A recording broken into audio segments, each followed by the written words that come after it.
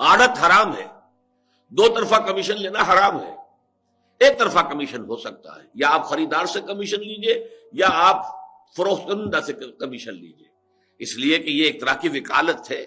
اور وکالت ظاہر بات ہے کہ ایک مقدمے میں ایک وکیل دونوں طرف سے تو نہیں ہو سکتا کہ مدعی کے کیس کو بھی وہی پلیڈ کرے اور مدعا علیہ کے کیس کو بھی وہی پلیڈ کرے، ناممکن ہے، دو وکیل علیحدہ ہوں گے،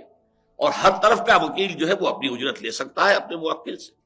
اسی طریقے سے خرید و فروخت میں یک طرفہ کمیشن جائز ہے، دو طرفہ کمیشن حرام ہے۔ اور یہ آج کل ہمارا سارا کاروبار،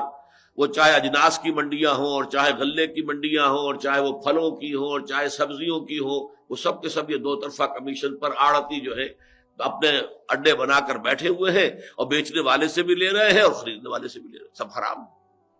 اس کا تو ایک اہم واقعہ میری زندگی کا، میں گیا ہوا تھا جامع مدنیہ میں، اور مولانا سید حامد میاں رحمۃ اللہ علیہ وہ درس دے رہے تھے، اور حدیث کا درس ہو رہا تھا، لا یبیع الحاضر للبادی،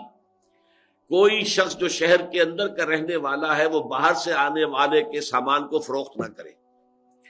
اب یہ 8-10 طرق سے یہ حدیث آئی، یہ طرق کا لفظ سمجھ لیجئے کہ حدیث کا متن تو ایک ہی ہے، لیکن ان فلاں ان فلاں ان فلاں یہ ایک طریقہ ہو گیا، کسی اور صحابی سے کسی اور تابعین نے نقل کیا، یہ دوسرا طریقہ، یہ طریقے کہلاتے، سلسلے کہلاتے روایت کے۔ تو 8 حدیثیں شمار ہوں گی، جبکہ یہ روایت کے سلسلے 8 ہیں، چاہے متن ایک ہی ہے، متن ایک ہی ہے، لا یبیع الحاضر للبادی، لیکن وہ تقریباً 5-6 مجھے یاد پڑتا ہے کہ طرق سے یہ حدیث آئی، درس ہو گیا، اور اس کے بعد دعا مانگ لی۔ میں وہاں بیٹھا ہوا تھا، مولانا سے ملاقات کے لیے گیا تھا، تو میں نے مولانا سے پوچھا کہ اس حدیث کی روح سے آڑت کا کیا حکم ہے؟ تو مولانا نے، اب ان کا انتقال ہو چکا ہے، اللہ تعالیٰ ان کے درجے بلند کرے، تو انہوں نے مجھ سے سوال کیا آڑت کسے کہتے ہیں؟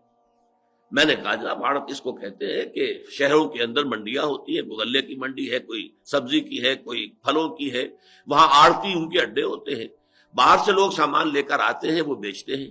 شہر کے لوگ خریدتے ہیں، اور یہ آڑتی دو طرفہ کمیشن لیتے ہیں۔ فرمایا حرام مطلق ہے،